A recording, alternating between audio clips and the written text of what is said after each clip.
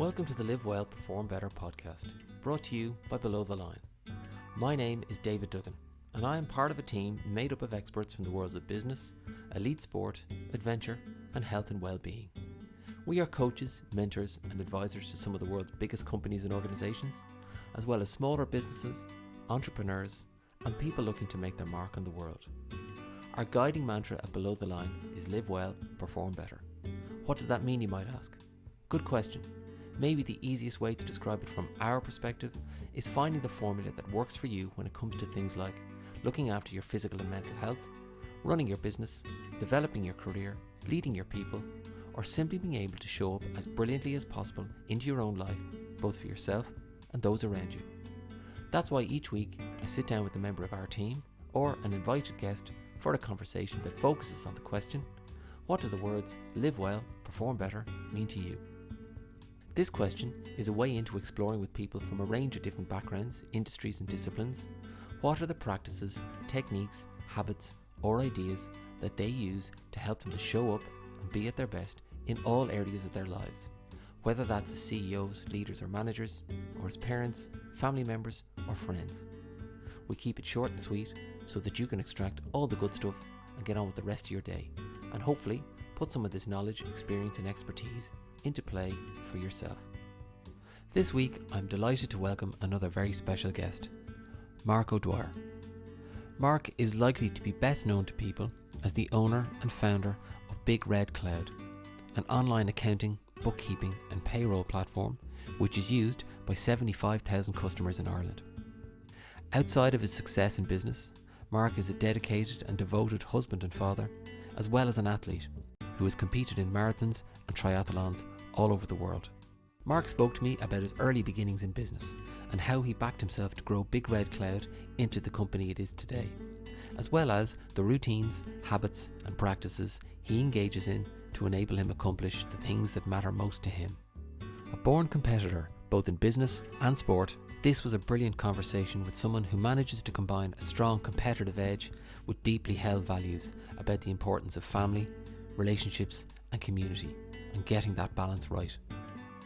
Please subscribe at www.belowtheline.ie, where you can stay up to date with the podcast, as well as exclusive online events and sessions, including our Press Pause coaching community and our story coaching programs. Thanks for listening and see you next week. Why do you do what you do? So I run Big Red Book and Big Red Cloud, David, and what we supply simple and easy to use accounting software for business owners to run a more profitable business. And why do I do that? I wanted to go into business on my own because I wanted to be my own boss. And within 2 years, I ran aground with my own accounting and invoicing to the point where I owed money and I didn't know what I was owed by customers. I didn't know what I owed to suppliers. I didn't know where I stood with the VAT man and the revenue. And I said there had to be an easier way. And that's what I looked for. And I found Big Red Book, which was at the time an alien supplier of accounting software for small businesses, and really simple and easy to use. And I managed to get a meeting with the owners, which were a firm of accountants in Dublin. And there was 4 accountants and a computer programmer. And I heard their story, and they were losing money. They had 3,500 customers, and they had to repay an Irish business expansion tax loan at the time within 12 months. And they didn't really know what to do. So at the end of the meeting, I said, you have 3 choices. You can lift the phone and sell to Sage. You can get somebody like me who can market your company and market accounting software successfully to work for you, or you can do it with me where you get the best of both worlds. And that's ultimately what we did. And what did that bring to me? That brought to me a product that I could then help other business owners not get into the situation that I was in. And I get a buzz out of that every day. It might sound stupid or silly, but accounting software is probably one of the most boring products to sell. But when you know you're doing good by giving them a product that they will be able to use, whether they're a bookkeeper or whether they're accountant or whether they have no knowledge of accounting at all, and they will actually run a better, more successful, profitable business by knowing what they're owed, what they owe, what they have in the bank, and if they're making a profit or loss. And that's really it. And that's what gets me up in the morning, knowing that I'm helping all these people. Now, I don't help them directly anymore, David. I don't want to get your listeners on the wrong track. I have a team who help these people. And I'm like the conductor in an orchestra now. And I'm literally there kind of getting people to do what they're good at and enabling small business owners implement Big Red Cloud and help their businesses run better. What was the first then? The first business wasn't an accountancy business, was it? Yes. Starting off my career after college, my parents wanted me in a permanent pensionable job, so I joined the bank.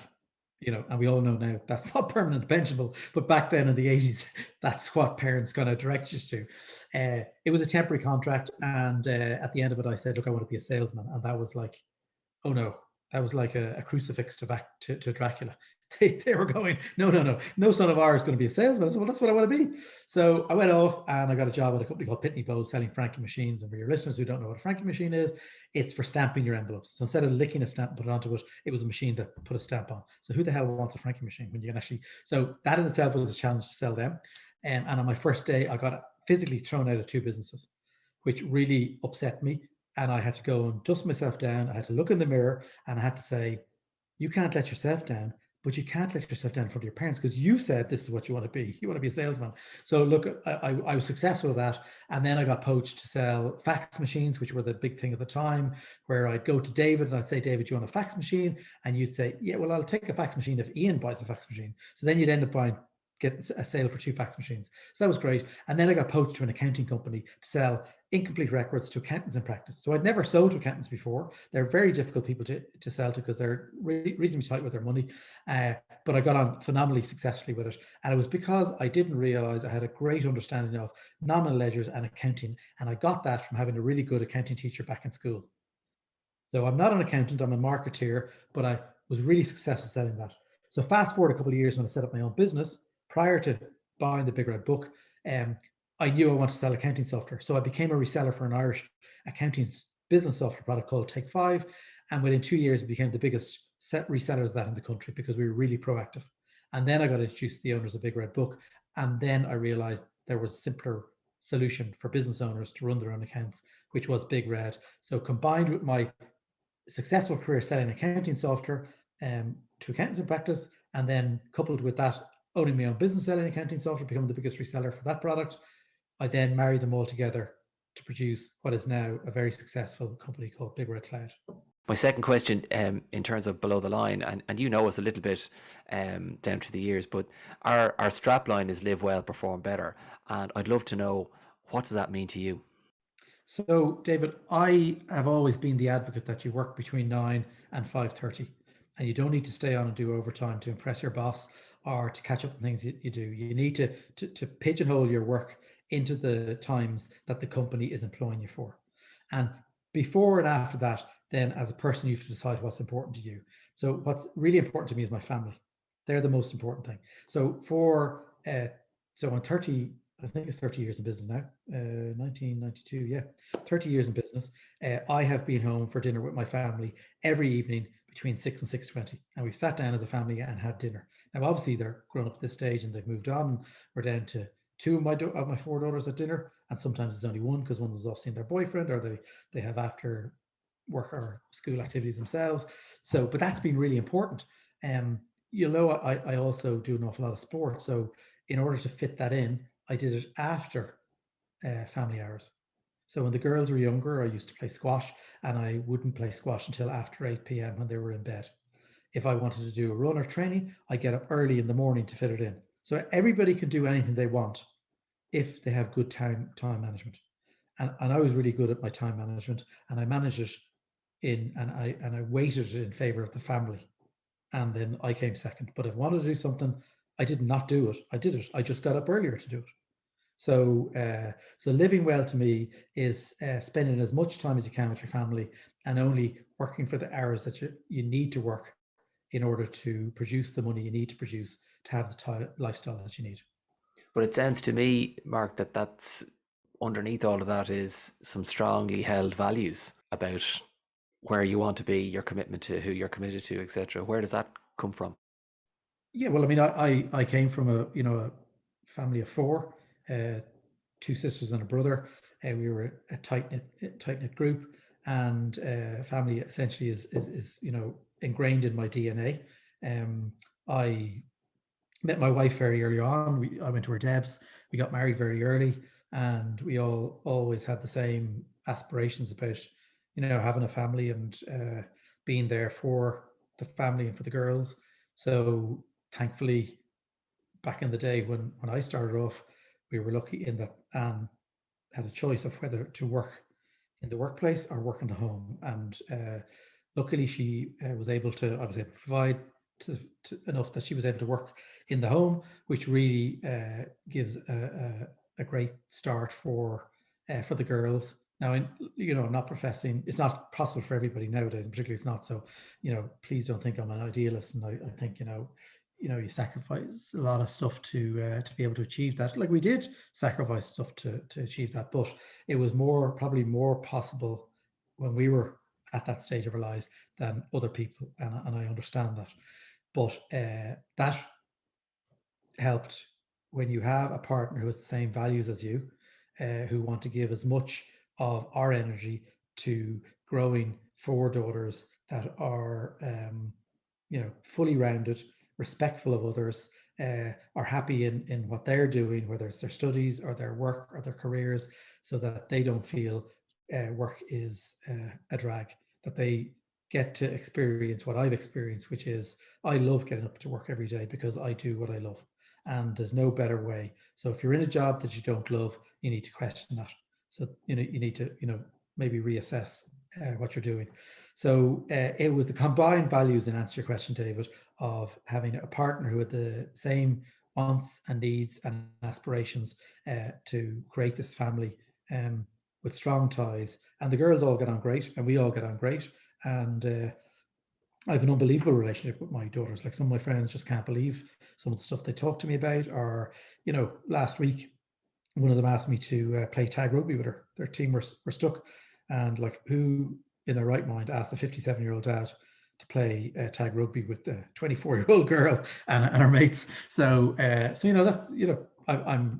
suppose I'm a little bit different in that I'm fit enough to be able to do that. But I also have the relationship with my daughter that she's proud enough to invite me along. You mentioned time management values and stuff like that, but what are there any practices, habits, behaviors that you engage in on a daily basis that help you with this living well piece? Well, living well to me means being on top of your game, and being on top of your game to me, and I'm not saying this is for everybody, but David, so I don't want people saying your man is an idiot or whatever else, is being fit.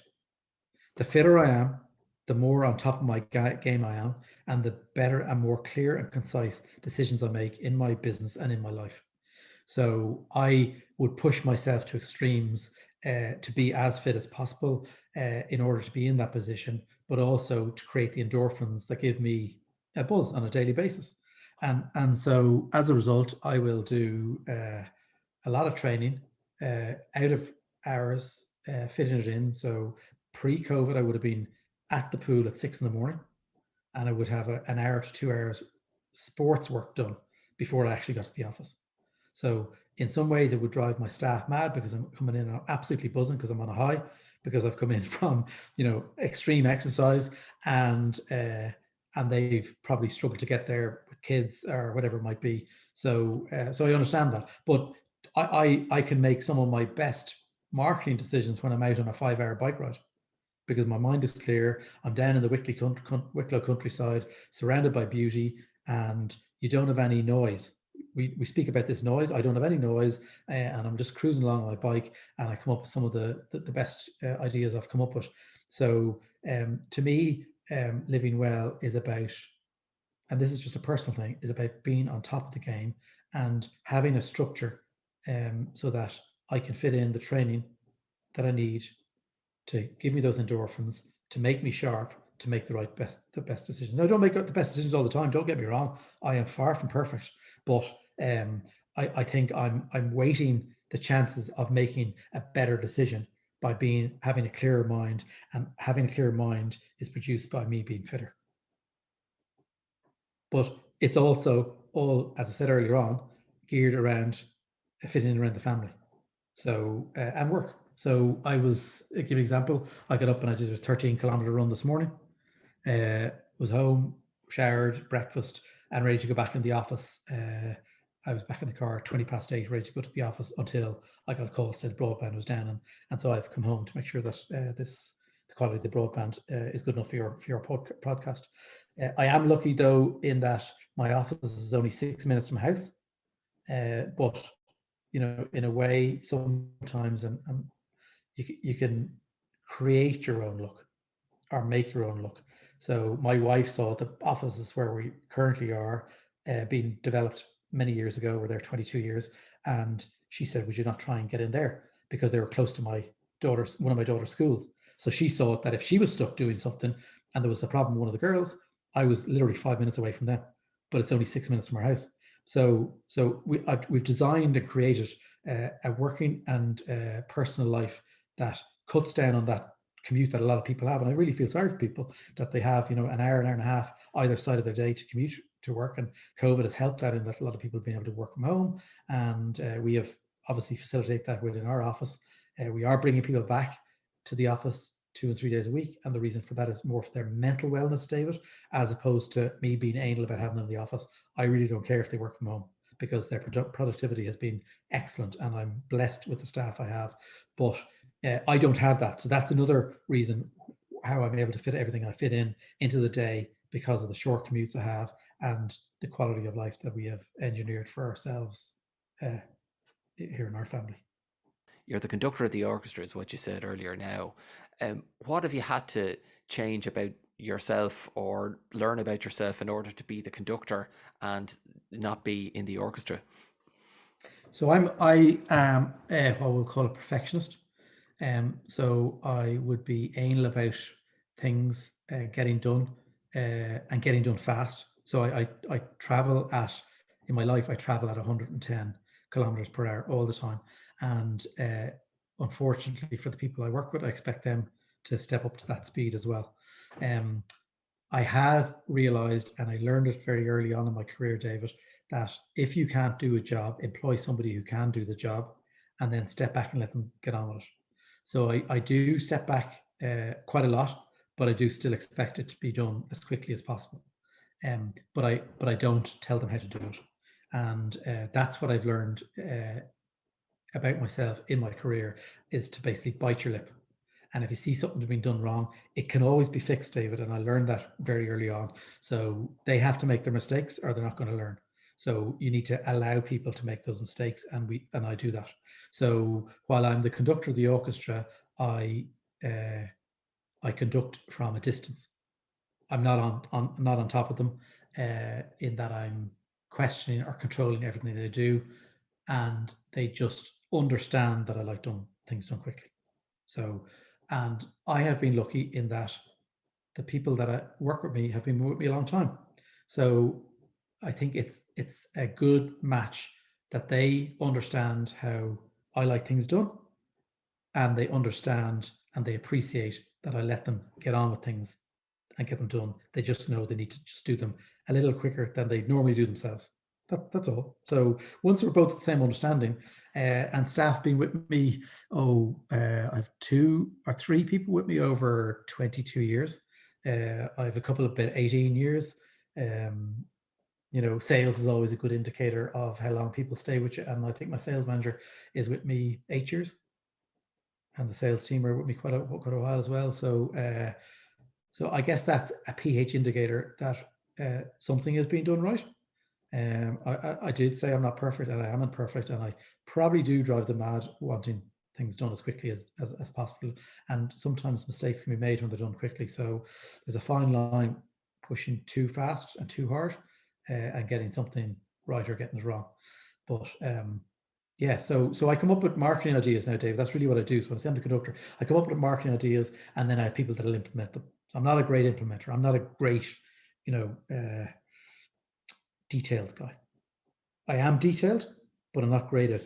Over the years, I've realized I'm not great at reading documents or whatever else. I like to just come up with it and then ask people who are best at doing that job to carry it out and get it done. And again, staying in that, with your CEO kind of hat on, and the perspective you have into lots of businesses, given that My Big Red Cloud is used by thousands of businesses. Just what do you think are the main performance or business challenges that you see being faced right now by people? Well, obviously, we've had a sea change over the last 2 years in digital adoption and people working from home. And it's been such a long period of time, David, that people have now got used to working from home. And companies like ourselves are opening up our offices and inviting our staff back. I'm inviting them back, as I mentioned earlier on, for their mental well-being, not necessarily because I think they're not doing the job or I need them. There is a case, though, however, where, let's say, our sales team, for example, we had 3 new sales starter and they were back in October until the government sent us all back home again. And I could see how the new people really benefited from, bouncing off the sales manager and being in person with them. They learn much better, far quicker, and in a more detailed way by being on site with their peers than they do when they're doing it remotely. So there is an argument that certain people in certain teams do need to be in and conversing with their fellow colleagues. But what have I learned? So people have got used to that. So they no longer have the hour and a half commute either side of the day. So they have more time to themselves. They have more time for their families. They have more time to do personal activities outside of that because they have now 2 hours or 3 hours per day without the commute that they can then allocate to themselves. So that's a really big challenge when you say to your staff, well, we want you to come back in again. So businesses and CEOs like myself have to be cognizant of that, in that, what we did say is that instead of staying till 5:30 when you're in the office, you can go home at 5. So we're giving back that half an hour so they can, and I think CEOs around the country need to do that. They need to think outside the box if they want to keep staff motivated, committed to the company, and not get depressed because we've now taken away the time that they had for the last 2 years. We need to give something back to them. Businesses also, I've learned, need to be more agile, and if they haven't, they should all be enabling their businesses to be cloud and remote enabled. So we were lucky. I don't know if your listeners will remember that really heavy snowstorm. I think it was 2016. We were geared up to work from home. Then the worst thing that happened to us was that our server went down. And so being so close to the office, I ran in knee-deep snow and I rebooted the server. So that was fine. So we learned from that we needed to have a cloud-based server. So we moved everything to cloud then. So when the 12th or 30th of March 2020 came, when the government said everybody needs to go home, it wasn't an issue for us. So I think CEOs need to learn that if they haven't at this stage fully remotely enabled their businesses, they need to do that. So there are 2 things: people's time and making your business as agile as possible. And my last question then, based on all your own learning, your own insight, your own experience as well, what's the one piece of advice you would give to anyone looking to live well and perform better? Okay, so well, they have to decide what are their goals and their aspirations in life. So once they've got that box aside, they then need to see what they need to do to achieve that. Time management is critical, because the better you are at your time management, the more time you'd be able to give to that goal or that aspiration. So I'd say the one piece of advice I would give to anybody out there is manage your time better. Fantastic. Marc, that was brilliant. You're someone who's, I think, as always, for me anyway, you've always kind of bridged that gap between drive and determination plus humanity and a realization of what's really important in life. So I really, really appreciate you taking your time to talk to me today. Thanks a million. Thanks very much, David, and very nice of you to have me on. I really appreciate it. Thank you.